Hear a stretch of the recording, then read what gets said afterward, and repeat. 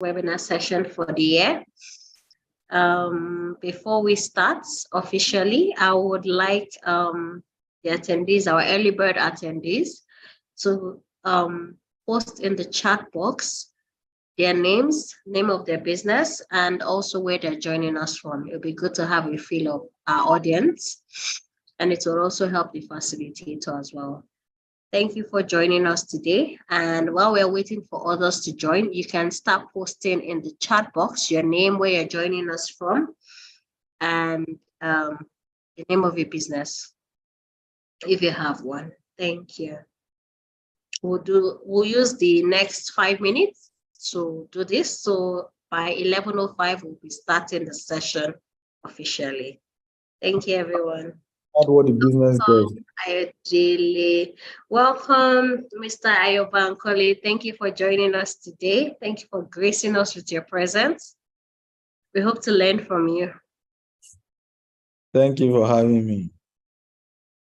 Okay, so we want to use the next couple of minutes to wait for more people to join, and also for us to have a feel of our audience today. I hope you don't mind. No, it's okay.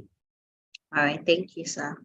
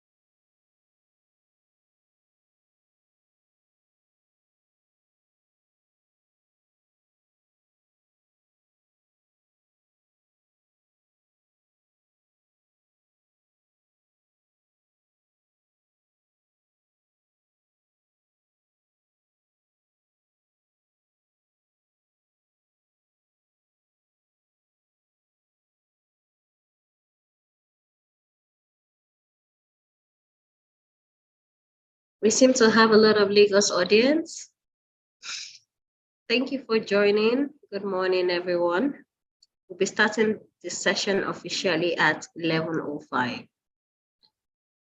Welcome, and thank you for joining our very first webinar session for the year. We're happy to have you.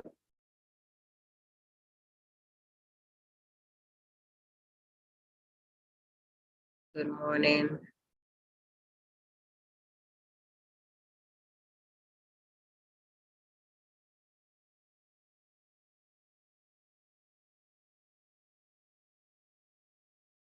Okay, so it's actually 11:05, and we'll be starting today's session. Good morning, everyone. Again, thank you for joining our very first webinar session. My name is Taiwo Olaniyo. I head the Business Support Unit at LSETF, and I'll be moderating today's session.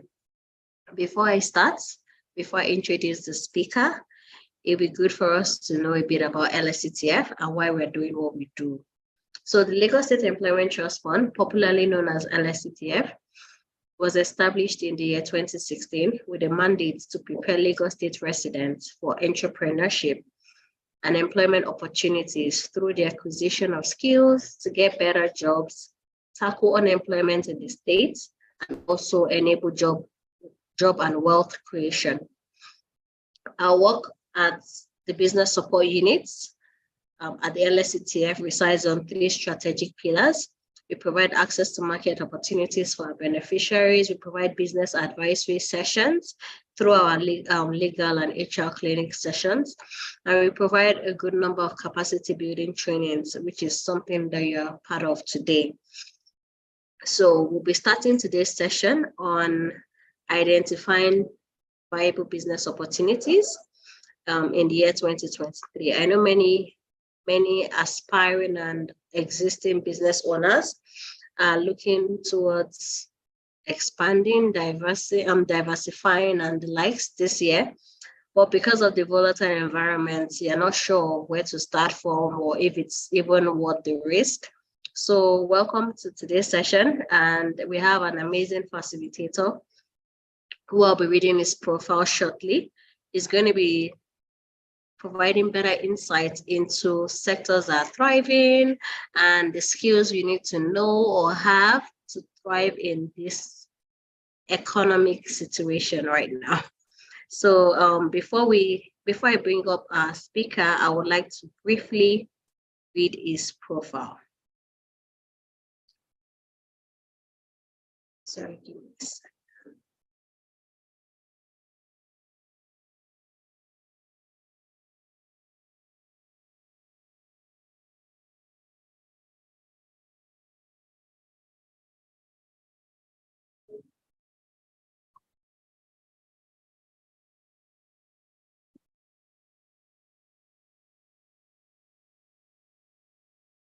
So we have today with us Mr. Ayo-Bankole Akintujoye. He's a strategy and transformation professional with 13 years experience that covers leadership roles as the head of strategy groups in the financial market, insurance, and oil and gas industries. As a strategy consultant, Mr. Ayo-Bankole has led many strategy projects across sub-Saharan Africa. And he has worked for KPMG, PwC, Philips Consulting, and C2G Consulting. He has provided strategy advice to over 130 companies, governments, and development institutions, including the African Development Bank, World Bank, ExxonMobil, Chevron, Bristol Group, Actis, ANSA, and many other large and SME organizations with transactions value of over $120 million. So you're not just talking with any, we don't just bring anyhow facilitator. We have a top-notch facilitator who would be helping us with redirecting expanding our horizon as it relates to businesses in Lagos State today. His consulting experience cuts across strategy and execution, change management, process improvement, due diligence, merger, and acquisition.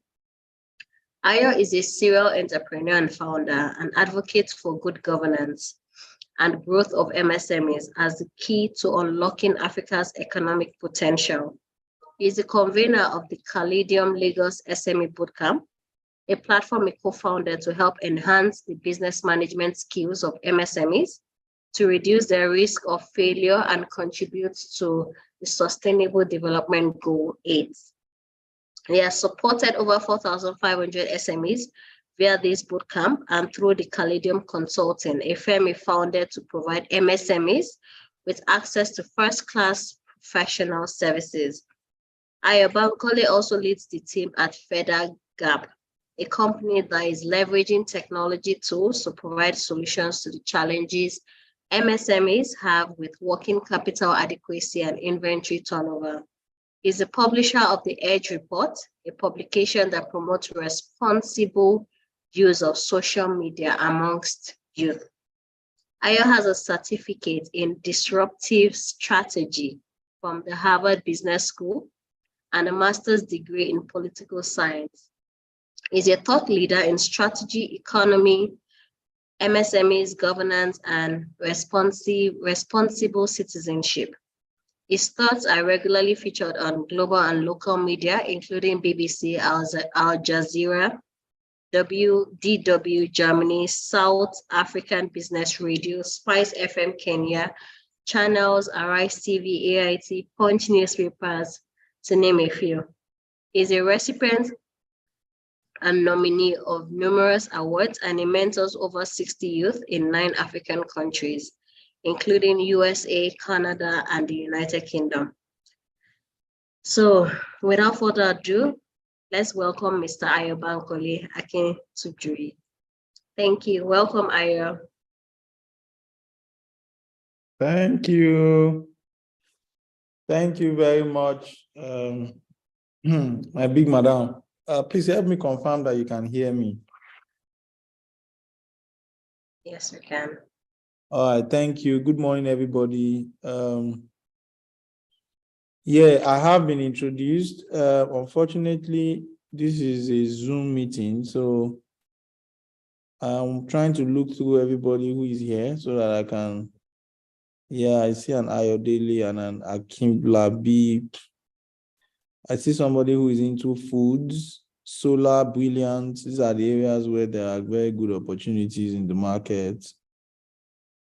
Ibn Mujahid Multipurpose. Can we know what you do, please? I see a graphic designer. I see. So please, if you put in your company name, I would appreciate if you can include the sector that you play in, so it helps me know the demographics of those that I'm speaking with. You know, I see more people are joining us.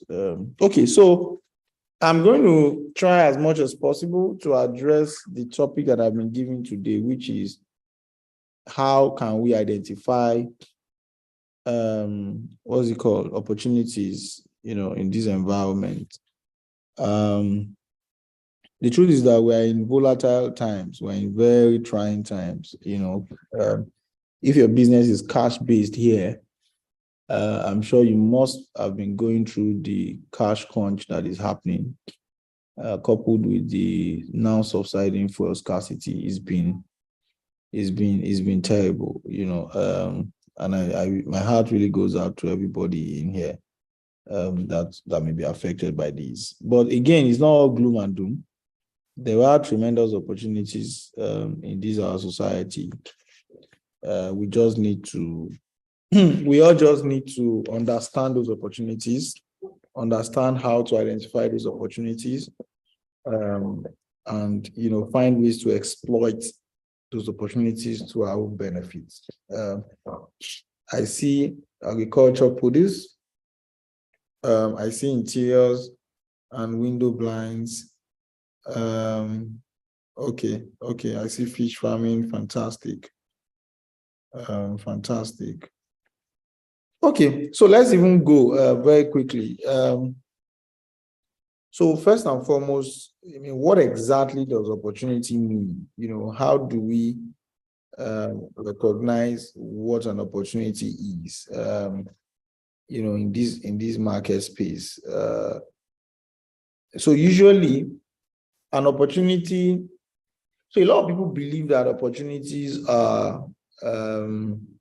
I mean, if you want to share comments, questions, or you want to answer thoughts on what you think an opportunity is in your own space, please put it in your comment section. Please, let me type it in your comment section.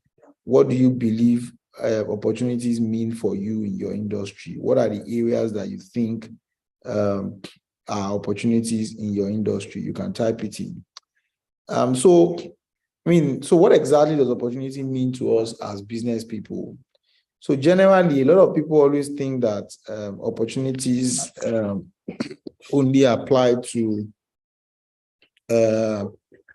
something that is external, that is an opportunity is an area where they currently, where they are not playing, and where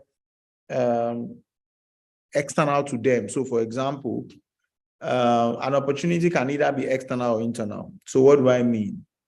If you play, for example, in the agriculture space and you make fishes, let's say you rear and you sell fish, right? Because I'm using that example because I can see somebody in here who does that. An opportunity can be you first understanding the value chain or the ecosystem that you play in. what are the multiple areas? Because what is a value chain? A value chain means how does value flow in that industry? So if, for example, back to my example, I wear fish and I sell them. Clearly, my entire value chain means that somebody manufactures the feed that I feed my fish with. Somebody clearly takes care of the farm. Somebody provides the land. Somebody provides the equipment or provides the, what's it called? The pond. Somebody makes the pond. Somebody dries the fish, right? Or roast it. It depends on, or processes it into packaged fish. So that is how value flows from that industry. And you, as a player in that space, you are in the rearing and selling part of the value chain. So an opportunity can come up to you as a player by identifying in this my value chain, right? Where are there gaps? So if you have played in the industry for quite a bit and you can see that, these people that supply me feed, we don't have enough people in the market who supply feed. A lot of times I have to wait, maybe 2 weeks, 3 weeks before my feed gets supplied. Or we don't have sufficient people who supply. For example, in agricultural space, sesame seeds. We don't have enough farmers who make sesame seeds, right, in the industry. So if, for example, you make sesame oil, you may struggle to get enough supplies. And the few people who make sesame seeds, they are more interested in exporting it than local consumption, right? So if you are in that industry and you've identified where there are gaps, right, those can be opportunities. You then decide, in addition to these fish that I'm making and selling, I want to start processing.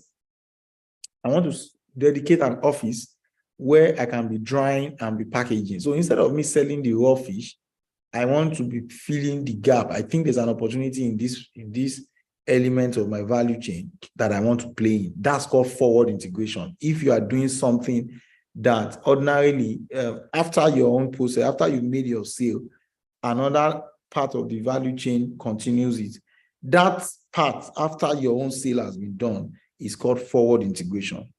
If, however, you want to do something that belongs to your suppliers, so maybe you want to start making fish feed, for example, or you want to start helping people build fish ponds because you see the gap and you see the opportunity in the development of fish pond. Clearly, fish pond is a supplier to you. So that's backward integration because it means you are going back in your value chain to begin to supply or produce or do things that you would have been done by a supplier. So that's internal or in the internal focused type of opportunity, meaning it is internal to your industry. You are reflecting on your industry to see where additional opportunities are.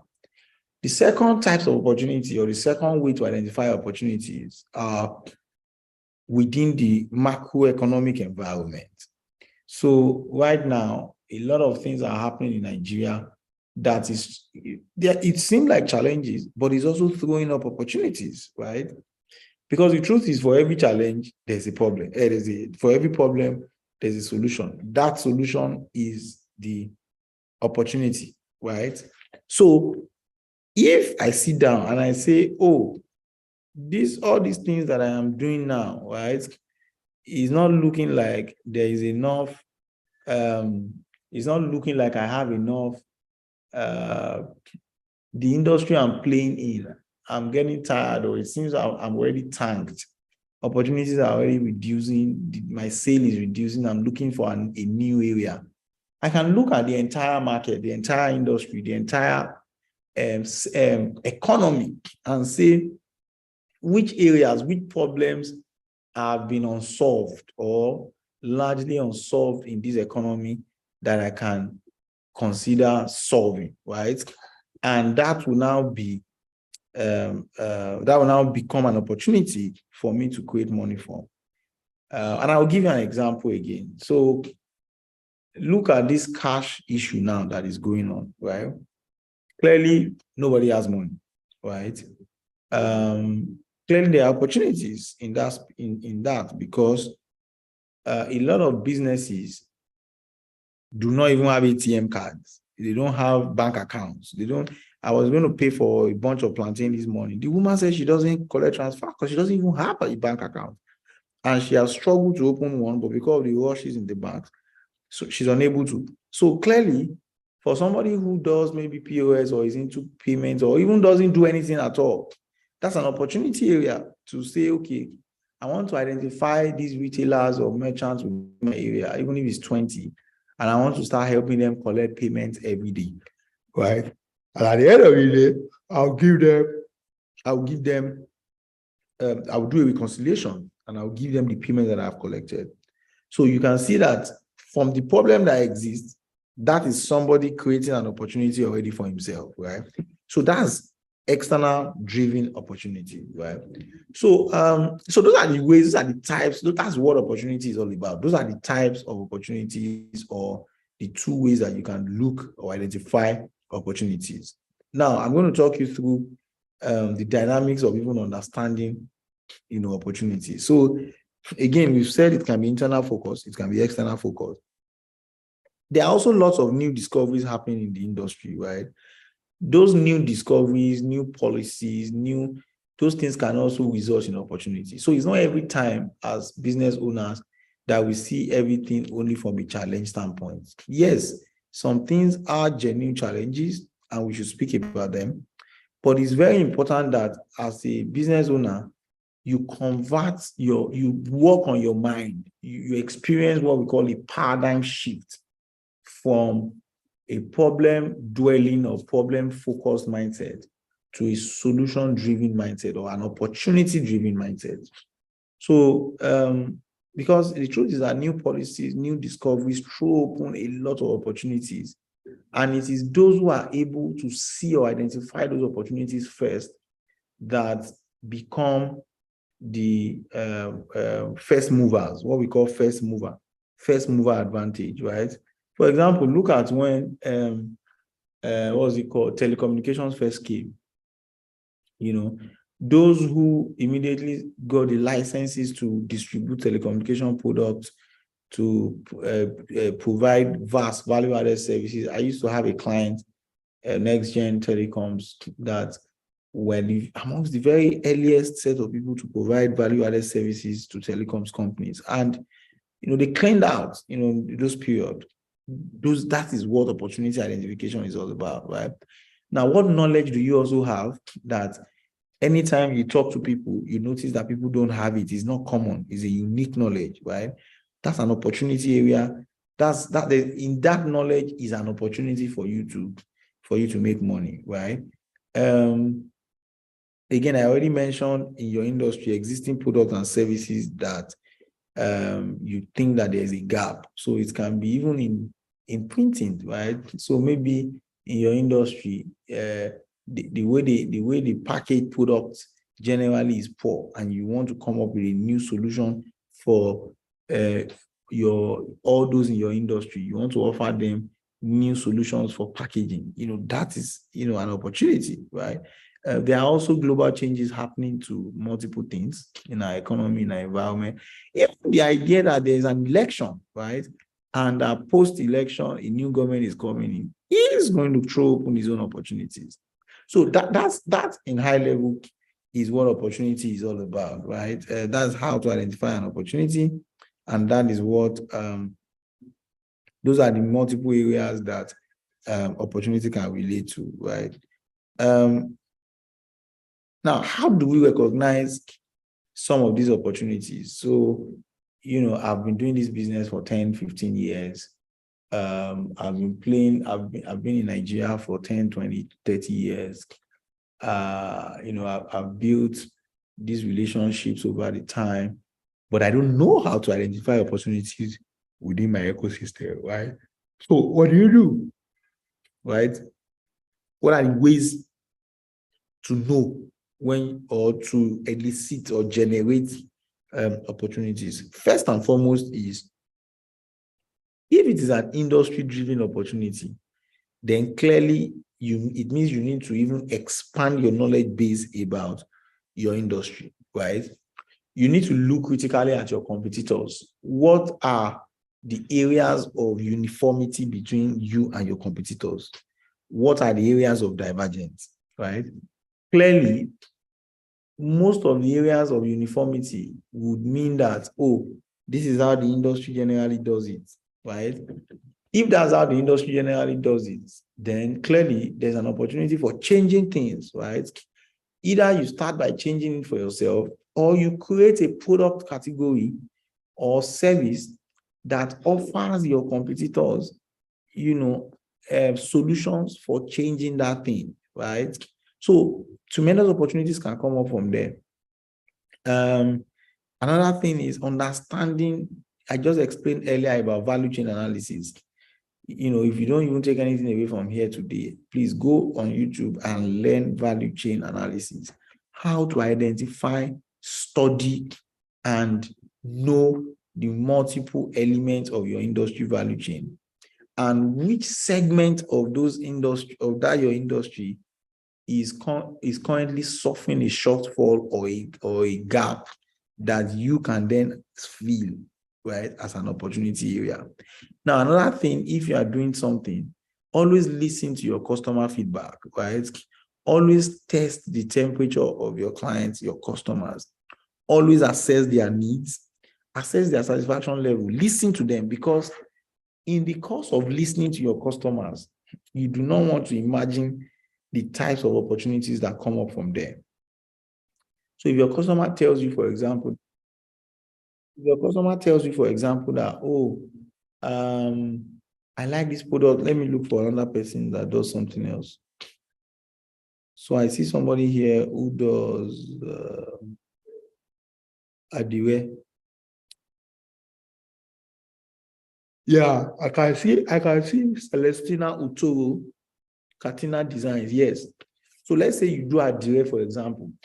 You've been doing this Adiwe for so long, and your customer, maybe 2 or 3 of your customers have then been telling you that, oh, we like your Adiwe product, but we think that, we can, this pattern, that pattern, this fabric, this design is new now, is trending, and we love to have it. Can you do it for us? Or, oh, do you have this week? You say, I don't have it. Next week, I don't have it. Next week, I don't.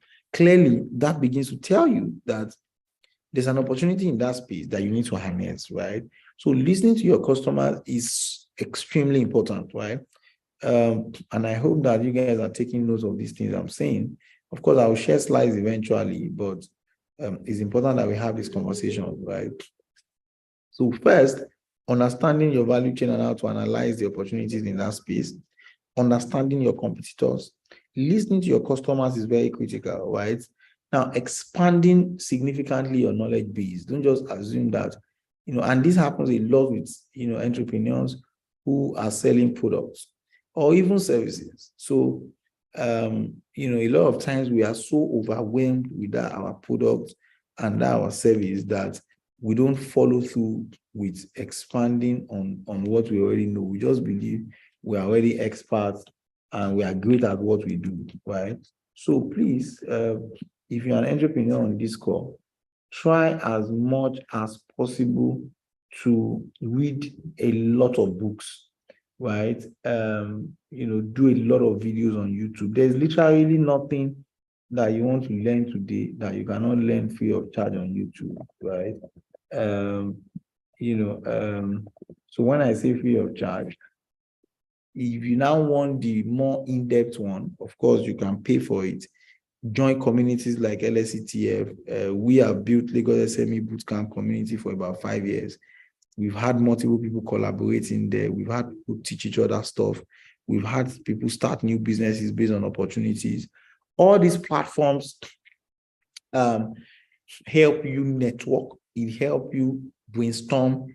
It helps you identify opportunities, that can come up from these places. Somebody can ask in a day that, oh, I've been looking for so for so long. I've not seen anybody to provide it. And you will clearly just see that, oh, that's an opportunity for me, right? And you engage. So platforms, clusters, networks, they also provide a lot of ground for opportunities. So your skills, what type of skills do you have? Now, you see, there's something important that you need to know, that whatever it is that you do, you can sell the skill for a token.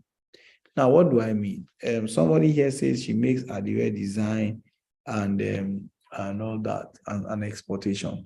Now, if you have been doing hardware for 5 years or 10 years, clearly it is the product that you are selling. But a lot of people need the knowledge. People are trying to go into that business too, and they don't know what to do. And you are already an expert. Now, that's what we're trying to do on feathergap.com.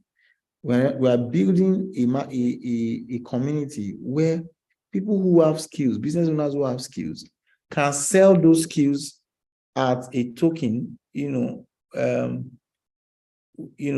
those who need those skills. So there are people in your space who have interest in starting a hardware business, right? Or who have business in being what's it called? Creating a type of product category that you already have expertise in, right? They may be in Nigeria, they may be in Uganda, they may be in Kenya, but the most important thing is that you have the skills and you want to sell it. So I'm already providing this product or this thing. Now, am I going to sit down selling only the product, or can I diversify into the consultancy part of it? These are ways of identifying opportunities, right? I already spoke about the problem standpoint, right? Always identify every problem from a solution standpoint, and that solution becomes an opportunity for you to harness, right? So another thing is research. You need to keep an emerging trends on, and you need to keep an eye on emerging trends and technology. I have sat on so many interviews in this life, and I can assure you that some of the strongest interviews candidates are those who are very aware about the trends in their industry and are able to speak to those trends and how those trends affect their job or their business, and how they intend to provide answers or solutions or harness those trends, right? Please, if you have questions for me, put it in the drop box. I'm going to respond to it, right? So through all of this, you can and you will identify opportunities. It is now up to you to know how to convert these opportunities into products. Now, clearly, from all the things I've said, it is important that creative thinking, that you are very creative in how you think, you are very creative in how you research, how you produce, how you interact with people within networks, how you leverage your opportunities in networks, right, to your own advantage. And in all of this, it is important that you develop the creative thinking capability or analytical thinking capability, right? Now, how do you do this? I already mentioned earlier that, look, you cannot know more than what you read, right? Which is why continuous education is very critical. You need to buy a lot of books. You need to read a lot of them. If you don't have money to buy books, borrow, right?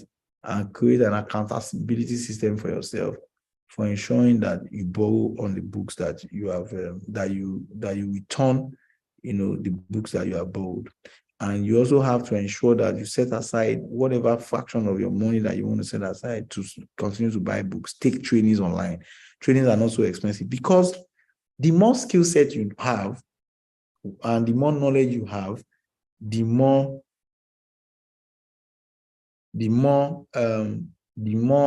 you increase your ability or capacity to sell additional skills, the more opportunities at your disposal, right? Okay, somebody is asking me that,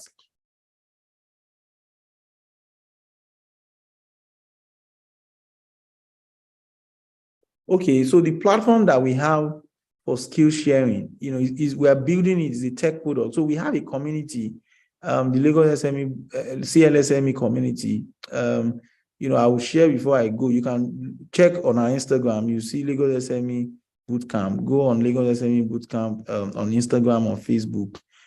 Join the community. Also follow Feather Gap. I'm going to put it here now on the.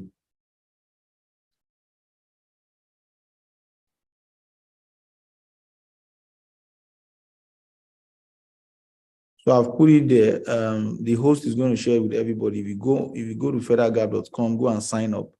We're building that community. We're building that platform. By March, it should be live, so that people like you who are into solar and have skill sets that you want to share for a fee, you can go on there and talk to people who are aspiring to do what you do. You can pay you, right, to learn those things, right? So back to what I'm saying. You cannot overemphasize the importance of skill accumulation, skill acquisition. I mean, you are doing very well by even attending this session. That's an opportunity for skill set acquisition, right? But there's never an end. As you're looking at me, before I joined this session, I was watching a YouTube video, right? I take all sorts of courses every day, because again, new professionals are coming into my industry. I do not want to become irrelevant, right? And the only way not to be relevant is to continue to deepen and expand your skill set, right? Now, another thing is always ask a lot of questions. Always understand why. Why am I doing this thing? Why is this thing happening in this industry? Always ask questions. So if a supplier is providing something to you in a certain way, and somebody tells you, this is how we've always done it, ask them why. Why do you always do it like that? Is it that there is no new way to doing things? Is it that there are limitations? How can you solve for that kind of problem, right? There's a book I always recommend by Simon Sinek. It's called Start With Why. There's another one called The 5 Whys or something like that. I can't remember. I always recommend it to every business owner. Try to look for such platforms, for you to such books that would expand your outlook and your understanding, right? Again, join platforms where you can brainstorm, right? People who can give you ideas. Identify idea and opportunity in every interaction that you speak to. Elections are coming, for example. If you are in the printing business, clearly this was a wave of opportunity, right? This would have been a good time to make friends with politicians. Even if you are into agricultural products, a lot of politicians are packaging food for sharing. This would be the best time to move within political circles, make friends with those who are in politics. During December time, make friends with those in the corporate sector, because they definitely would make orders for food. Simon Sinek is the name of the author. They will make orders for books. They will make orders, for books. Yeah, books, for gifts. They will make orders for oil. They will make orders for rice. So clearly, you can't be saying, "Oh, I don't know anybody."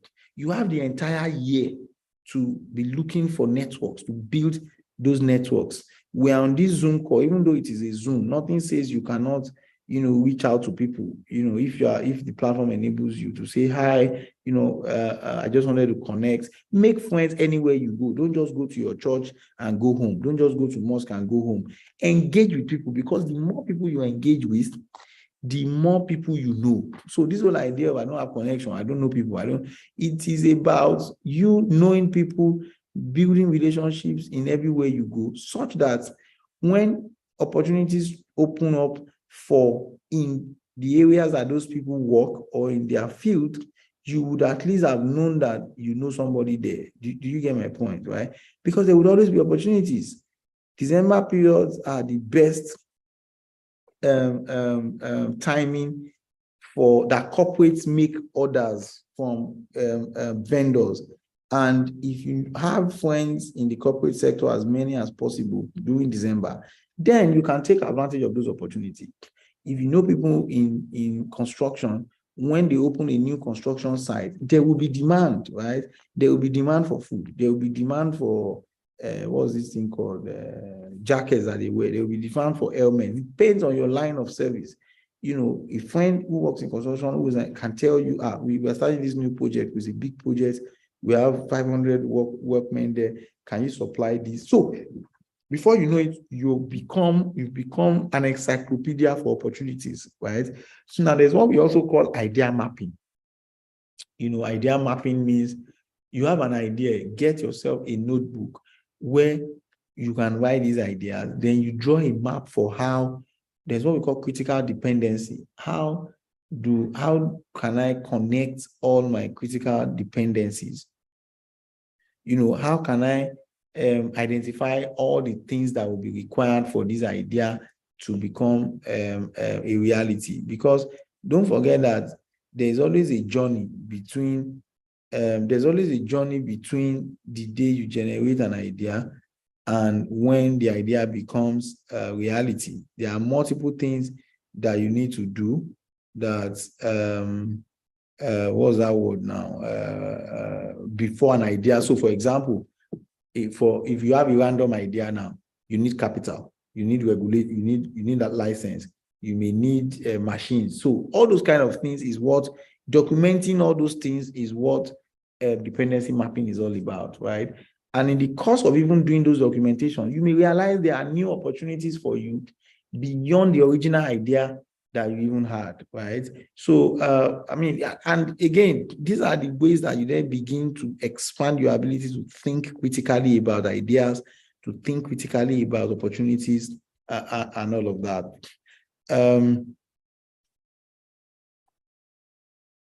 So let's talk sector by sector, what opportunities exist, in these multiple sectors.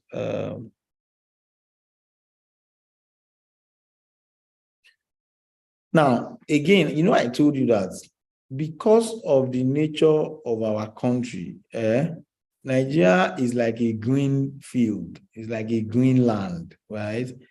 There are too many opportunities everywhere. For every challenge you see, it is literally an opportunity. And let me explain what I mean. Look at healthcare, for example. Because there is no good healthcare infrastructure in this country, it creates massive opportunity for anybody in the health sector space.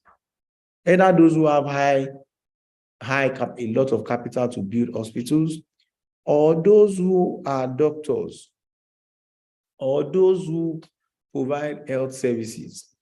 Anything relating to healthcare, even if it's telesales, right? You want to be doing for healthcare. So, if you need this solution, just call this line. I will direct you to the best hospitals that you can get this type of thing. Or, there are so many opportunities in the healthcare. You'll be shocked at the opportunities that people are creating and building wealth for themselves from that ecosystem, right? So it is up to you to decide, I want to be complaining, or I want to make the best out of the opportunities that exist to me in this space, right? Let's look at e-commerce, for example. There's a lot of challenges with e-commerce in terms of customer fulfillment. And in my community, for example, there are a couple of logistics guys who are providing this solution. I also belong to a network. So again, at times, opportunity does not mean, remember what I said earlier, it doesn't mean people are not already providing it. It simply means that you have identified the gap. And for example, something is common among logistics people. Their bike riders are always problematic, ignorant. In short, they are just problematic, that's the word. Either they are not learned enough, or not smart enough, or not polite enough, or something like that. And they then create a bottleneck for the organization. Now, I know two guys in my community that, have identified, and they are now building, they are starting. One is designing, she's a lady, she's designing a logistics company strictly to solve that challenge of getting relatable logistics guys. So she's particular about the types of people who come in to do logistics for her. I know another guy who have identified this as a problem and is now building a company that provides trainings to logistics men, to delivery men. There's another person who has approached us noticed the gap in hospitality business skills. Now she wants to start a training program for those who work in hotels. And so you can see that people are thinking every day about gaps. That's how to think about opportunities, right? So it depends on what area you play or what is within your environment. What do you see? How can you recognize those opportunities? Look at education technology. There's so much opportunities in there. A lot of people want to go to school. They don't have the money or they don't have the time, and all that. There's opportunity for providing virtual learning content. You don't even need to build it, right? There's opportunity for vocational training depending on what you already do. And I think somebody mentioned it earlier, right?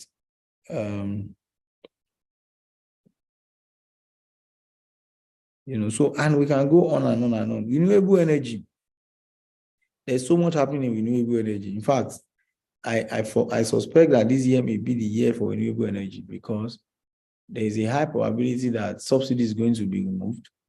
Once subsidy gets removed, a lot of people are going to abandon petrol and diesel. You saw how a lot of organizations, a lot of estates abandoned diesel as soon as diesel shot up to 800. It most likely will happen to petrol once petrol subsidy gets removed and petrol prices go upward of 500. A lot of people will abandon it, especially for better past my neighbor cars. And there's opportunity in renewable energy there. There's also an opportunity where people are converting their cars to gas. And I can go on and on and on. And these are green fields. It is those who are the first to go in there that will cash out from that space, right? So now, again, I already mentioned it. Election is happening. During this election, there will be lots of opportunities for people. Post-election, there will be lots of opportunities. As you would agree with me, for the first time in history, in a very long time, the three candidates that we have are significantly different in their mindset, in their outlook, and their understanding of economics than the incumbent, right? So clearly, if you are into any of your business, it's better you go and study the three candidates, know their understanding of what they are proposing, and see how you can key your business, your business to latch on to the opportunities that will be generated by any of the new government that comes in, right? So what do you do when you've identified opportunities, right? What do you do to make sure that you are not just wasting your time or that you are not going into it blind, right? Okay, somebody is asking me here that he's into the drop shipping business.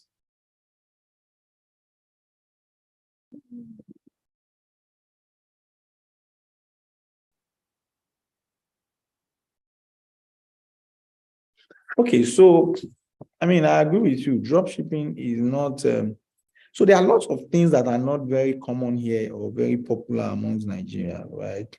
So I don't think this right is even properly. This question is properly couched because when you say what opportunities are available for drop shipping, the entire idea of drop shipping is an opportunity. Because it's an opportunity itself because not a lot has been done in that space. But the dynamics of drop shipping is also that you need to have a lot of partnerships, with especially your suppliers, because you are not taking any inventory, right? You are simply just you are like the connecting dots. So the opportunities are tremendous. I think it's up to you to identify which one in the space you want to play in, and how to latch on to those to expand your network, to expand your footprint, your market footprint. Let me go back to my slide. Okay, so first you need to do a cost benefit analysis, right? So remember what I said earlier about idea mapping. Once you've identified all the opportunities that exist, all the, what's that thing now? All the costs, all the dependencies, I call it dependencies, right? What are all the dependencies that this idea requires? You now estimate cost to it, right? So I have idea A. How much do I need to put in place all these dependencies that will make me start this idea, right? What am I likely going to make from this idea, right? So that you can know that, okay, if I spend this 200,000, I most likely will make 250,000 or 270,000 or 300,000. And after maybe a year or two, I can then begin to even make a lot more. So this is what cost benefit analysis is. What do you stand to gain? What do you stand to lose, by doing this business? There is also the opportunity cost, which is what am I likely going to forfeit, or what am I likely going to have to let go by doing this, by taking advantage of this new opportunity? It's not all opportunities that would come as that would not be demanding something from you, right? So that at times, there are certain opportunities that you take up that there will be an opportunity cost, right? So there will be a cost to that opportunity. So you need to ask yourself those questions, have clarity around it, know what it will cost you, be sure that you are willing to take on what it will cost you before you go into it, right? It helps you a lot in clarity of thoughts.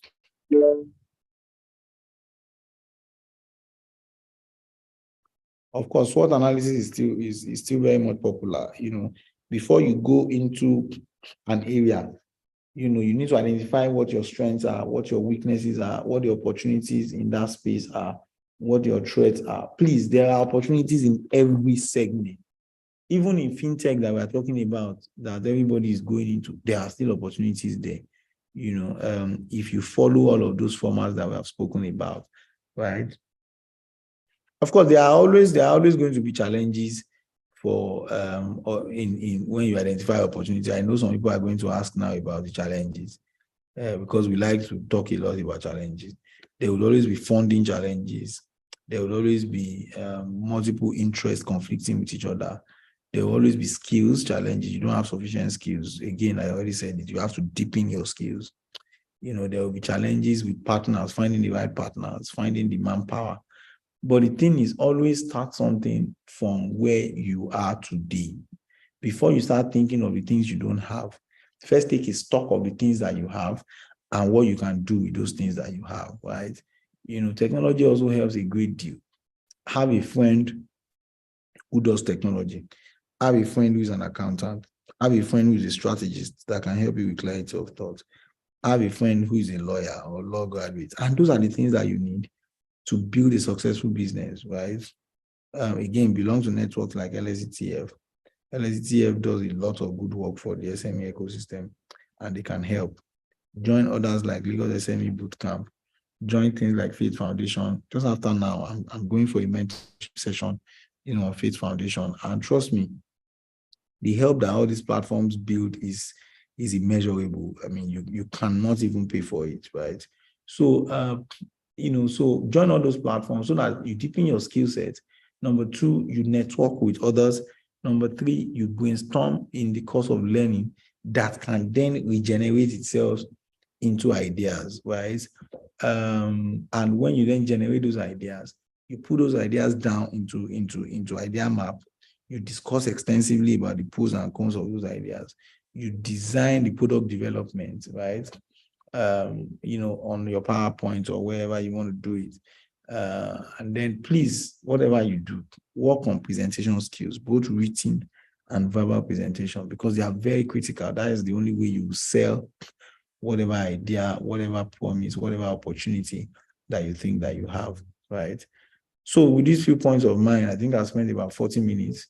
I'm going to bring this to an end and take questions from my audience. Thank you very much. I'll first do a Q&A. I'm hoping that Madam moderator can, maybe if she has some questions, and then I will take the specific questions by the participants. Thank you. Thank you so much, Mr. Ayo-Bankole. Thank you for such insights which you have shared with us, especially as it relates to being able to identify opportunities and also seeing problems as opportunities and not necessarily as problems, being solution providers. Thank you for that. We have 4 questions in the Q&A. I will be reading it out and you'll be answering them accordingly. So Biodun Matthew would like to know how to take advantage of, Biodun Matthew would like to know how to take advantage of the opportunities in the construction industry, materials, in brackets, construction, in bracket, materials industry.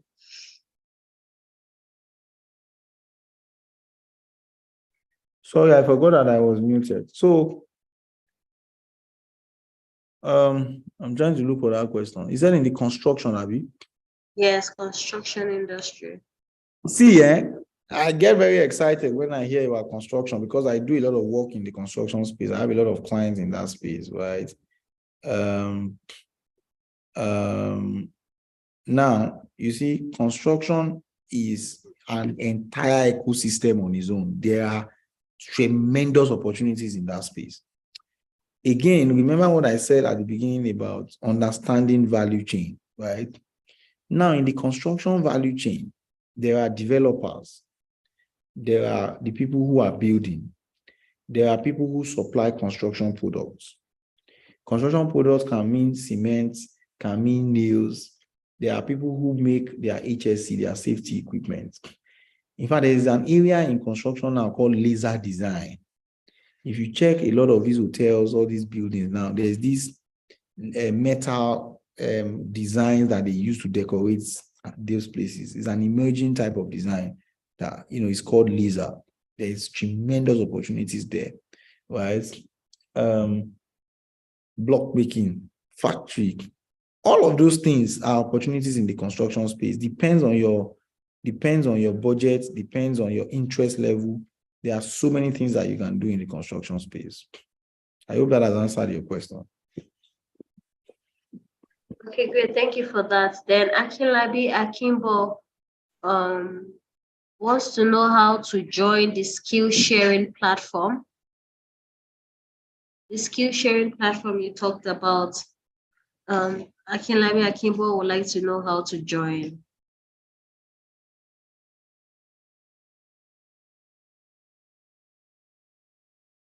Okay, so I think we already shared it. You have to go and sign up. Sign up on feathergap.com. LSETF already shared it. Also follow all our platforms. Lagos SME Bootcamp. You can also follow me on social media platforms, Ayo-Bankole, so that as soon as it goes live by next month, you would see it. But once you also sign up on feathergap.com, you would receive, that's the platform where it's going to happen. You would get all the correspondence. Okay, thank you for this information. Then our third question is from Vincent Odudu. He wants to know how to connect with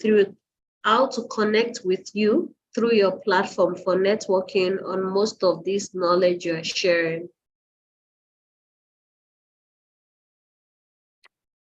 I would have thought that I already mentioned this just now, Abby.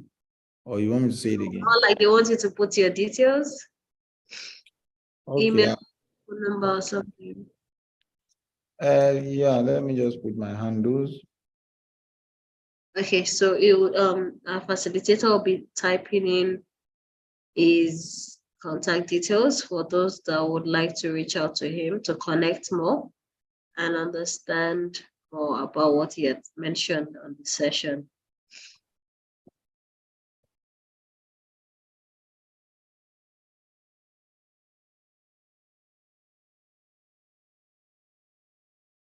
Have you typed it?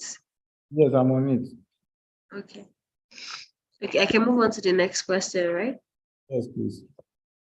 Okay, Toby Crusher would like to know how to scale his fumigation services business and get contracts.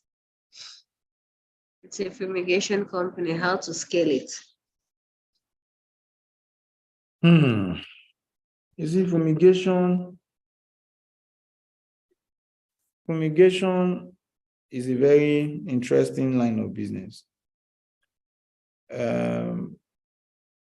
A lot of times I advise people to combine fumigation with cleaning, right? Because they are complementary services. It's easier to sell cleaning and fumigation than to sell fumigation alone.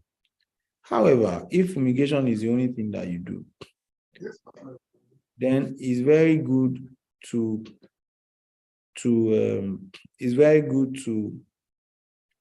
you have to do a lot of work. Who are the people that will need fumigation services on a periodic basis? Companies, hotels, schools, all those kind of people.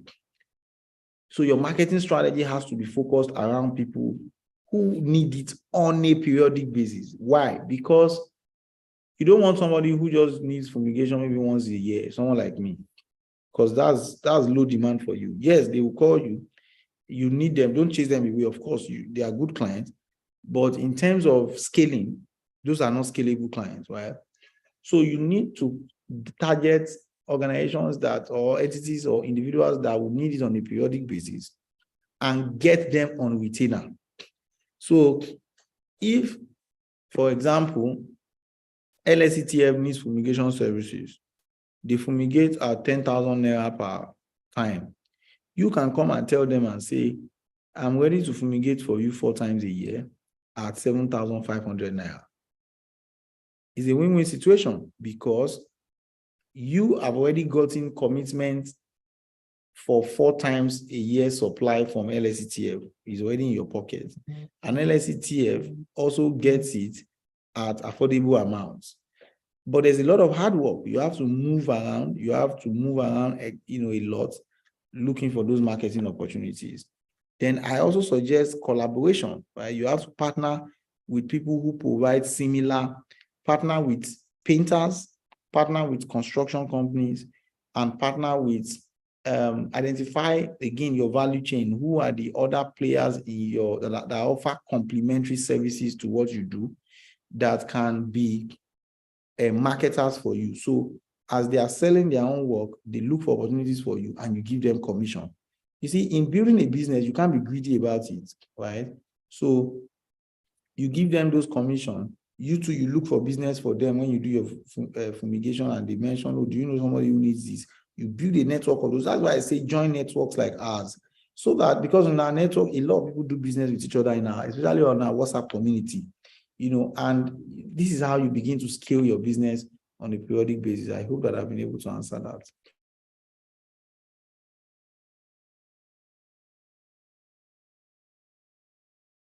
Thank you for that, Mr. Ayo. So I'll be moving on to the next question. This question is on Peculiar. She would like you to suggest organizations or individuals that one can partner with to create more awareness on drop shipping.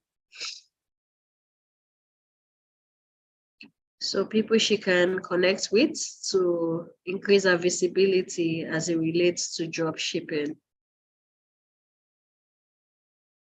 You're muted. Oh, I'm so sorry. So to be honest, I can't think off the top of my head now who exactly. But again, remember what I taught you about value chain. Because really it's about your value chain. You need to, I am not going to sit here now and start thinking it. Do you get it? That would be wrong. It is you that need to go back, understand the drop shipping value chain. Who are the people that needs drop shipping services? Who are the people that provide ancillary services to drop shipping? Who are the people that provide complementary services to drop shipping? Then you begin to find a way to partner with them so that as they are offering their own services, clearly people will just ask them, oh, this. Or who are the companies who want to sell products that would require what you want to do, right? So those kind of things, that's how you think about partnerships. Are you following me, right? Again, you must always be ready to let go of a fraction of your revenue if you want to build partners and you want people to support you. Nothing comes for free. Nothing, no. Okay, I hope you are listening, Pekila, and I hope that answers your question. Moving on to the next question. This is from Mutia Muritala. How can I identify and provide solutions for digital payments in Nigeria? How can I identify and provide solutions for digital payments in Nigeria? How can I identify and provide solutions for digital payments? Digital payments is plenty now. There are so many people already providing solutions to digital payments. All you need to do is research them. Once you research them extensively, you would have been able to identify all the opportunities, because all the people who are providing solutions claim that they are solving a problem, right? So if you look at it, you would be able to know where the opportunities lie, and then you can then dissect which segments they still have not addressed, right? But I don't think digital payment is an area that is hidden at all. If you spend a day, on Google, looking for these days that you even have ChatGPT, which is why it's very important that you also upskill in technology, because technology solves almost all these things you need. If you put in ChatGPT, technology leading digital payment solutions provider opportunities in Nigeria, to tell you tremendous ones, right? But again, the opportunities in payment evolve. You see, it's so difficult to send money abroad in this country. And a lot of tech companies are now using blockchain technology to help send payments abroad. So if you can learn how to use blockchain, you can leverage blockchain to provide payment solutions to people. Or, a million and one other ways that, people are already doing. You just go find out, look at the ones that, you think that still has enough sufficient room to accommodate you and your service, and go for it. Next question, please. There's room for everyone to flourish. So, and Google is our friend, like we've been reminded. So just do your own research, in order to, before you venture into any kind of business, it's good to do your own research, market visibility and the likes. Don't just go into a business because your friend is doing this and you feel there's money there. Location, different logistics and everything matters. And it determines or defines who succeeds and who doesn't in that particular business. So the next question is, they would like to have insights on how to get customers. The person, production of household essentials like soaps, germicides. Okay, so the person is into the production of household essentials and would like to know how to attract and get more customers for their businesses. So this question is very interesting, and I'm going to answer it in direct and indirect. So first of all, I think it's also very important that people first identify markets and customers before starting a product. Don't just start a product because you are interested in that product. This question you're asking me now seems like you are walking from the question to the answer, or the answer to the question or something. Because before you can decide to start making soaps, you must have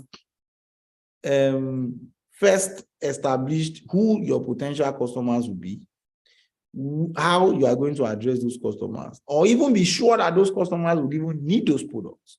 There's right? a demand for it. Yes. So that if peradventure it is not even that product or cost the people that you have need. You know what? You move on to another thing, right? Because you don't want to incur money to have, start producing things only to realize nobody's buying them, right?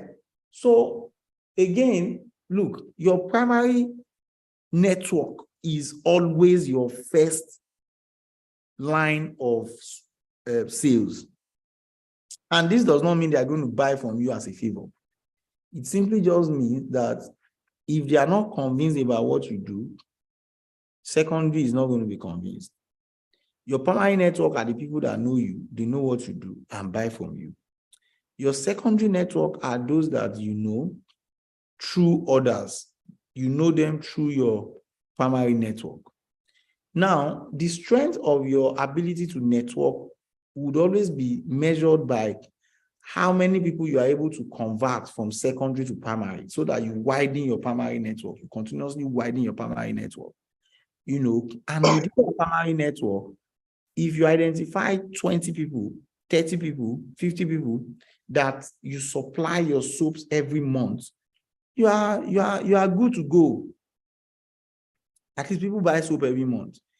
And you have to make sure your soap is competitive, it is good. Don't make people be buying from you as a favor or as a duty.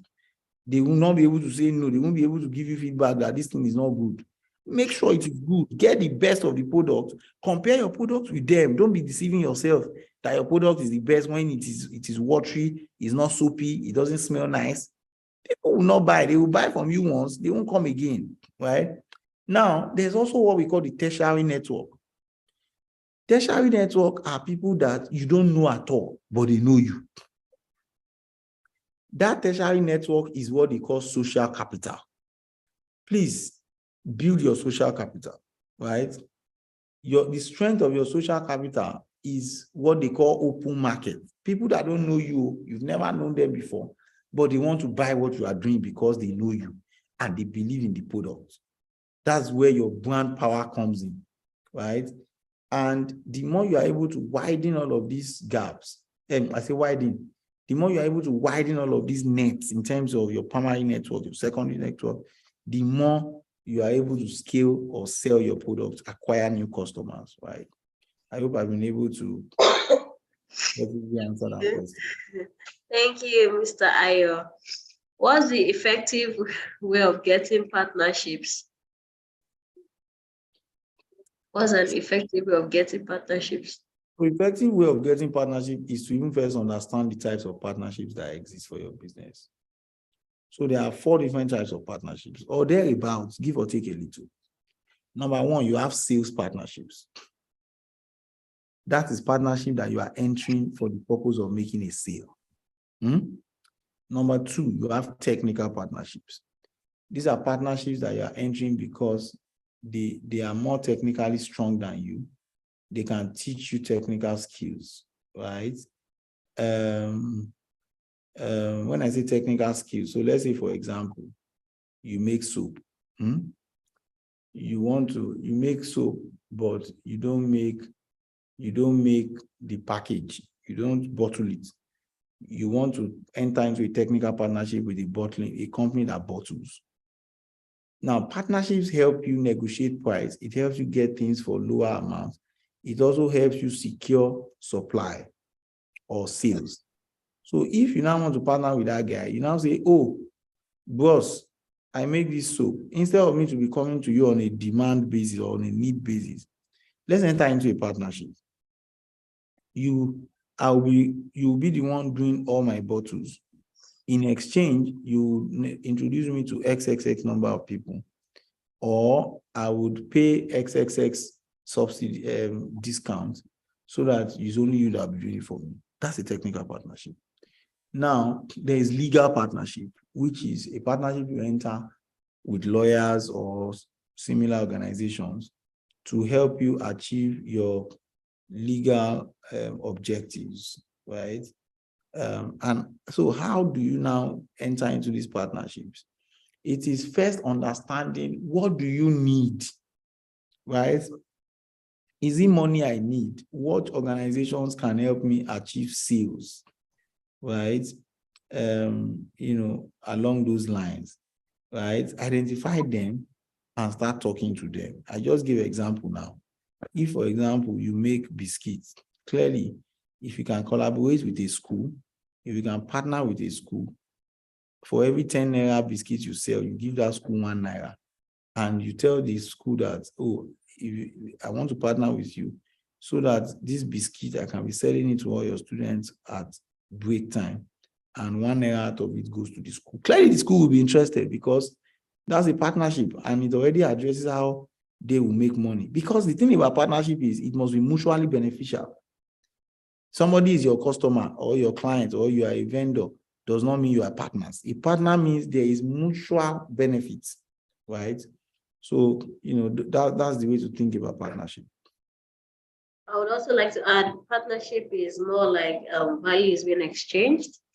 So, of course, people always go to where there is value. So, always ensure that you yourself, you're providing value in exchange for something else the other person is offering. Like the way I'm coming to LSETF now for Madam Tolu Ashetu. Madam Olani, you want to help me. Madam Taibu, I'm coming to you for partner. No problem. Once we see and identify the value, we can work together, sir. So the next question is from someone who produces chin-chin.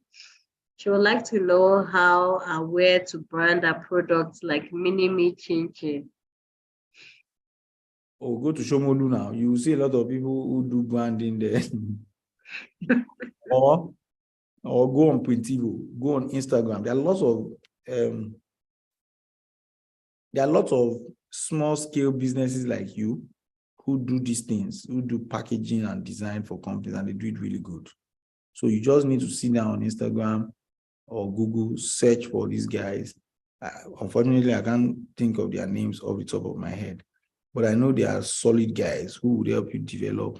Or you go to the market by yourself. Go to Shomolu, go to Lagos Island. You will see them. You will see the guys who print, right? Once you've ordered the first set, they've done it for you. You can then get their contacts and they will continue to reproduce for you. Because the truth is you need to keep your cost low. Well, I don't know about you, but me, I'm thinking that you need to keep your cost low. And if you need to keep your cost low, you need to get the best quality at the best price. So you should look for people like you, young people, hungry, their prices are reasonable, that will help you design something, that is solid, right? Or you go to the market yourself, talk to the vendors who are selling these things, and build a relationship with them and continue to call them for such. All right, thank you so much. And our final question for today, how do we say that a particular kind of business is viable? Thank you. So a business is viable. Like what are the matrix, or how do you identify or say that a business is viable? Thank you. Very good question. So if you remember what I said earlier about, cost-benefit analysis, right? Is one of the ways to, that's one of the ways to identify viability of a business. So you need to first do, I know you may not be so good with finance and accounts, but that's why consultants like us exist if you want to engage us. But if you can't even afford it, right? But eventually, as you are growing, you will need to afford it. There's no other way because you won't be able to build models. But how do you build a basic model? Simply identify how you want to make money, right? How much will your clients sell, right? How much will your clients pay, rather? And identify all the cost areas, right? Oh, somebody is already selling his brand works here itself already, Lacite1_brand for your Insta. You see, fantastic. That's what I'm saying. This is how you build relationships and networks, So you would list out all the costs, the amount of all the costs of things that you need to do the business. You will now know that, okay, well, this is total, let's say the total amount I need to invest in this business is 500 naira. You will now say, okay, how much am I going to be selling this thing? 50 naira per one.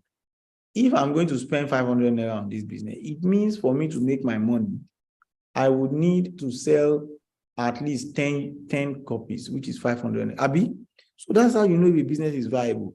You also know if a business is viable by checking how many people would buy this thing. You can do a survey. It doesn't need to be structured. It can be random. Talk to people around you, go to markets, study the trends. Do people need this product? Do they need these services, right? What are the alternatives to these services? So these are the ways to assess viability levels, right? It depends on your pockets. If you don't have money to get consultants, you can do all of that by yourself. All right, thank you so much. Thank you. I think that's all for the questions we have. And I would also like to reconfirm, Mr. Ayo, that we can share your PowerPoint presentation with attendees. And then in case you want to rewatch, if you missed out on any information, feel free to rewatch. It's going to be placed on our YouTube channel. So you can also share with your family and friends so that they also get the benefit of this session. Thank you so much for your time. Thank you for your expertise. We're grateful to have you join us today. And we hope, I've seen the comments already. We are glad that our beneficiaries believe this is a worthwhile session. Thank you all for your time and do have a wonderful day. What's left of today? Thank you, Mr. Ayo. Do you have any final word? Yeah, I wish everybody the best. Please keep working amongst yourselves, collaborate more. It helps a whole lot. Engage this guy who has put his branding, this thing out there. If you do a lot, if you've seen people who do things that you will need, engage them, build a community, a support system. That's the best way small businesses can thrive in this environment. Government and all these big boys, they can only do the minimum that they can do. The best way is to continue to support ourselves, and we'll get there by God's grace. Thank you. Thank you. So for us to grow our network, we need to collaborate more with with each other. So yeah, this is a good platform that we can start now. And that was why we did the introduction. So feel free to collaborate with people on this session. And I wish everyone a wonderful day. Thank you and God bless. Bye-bye. Bye, everyone.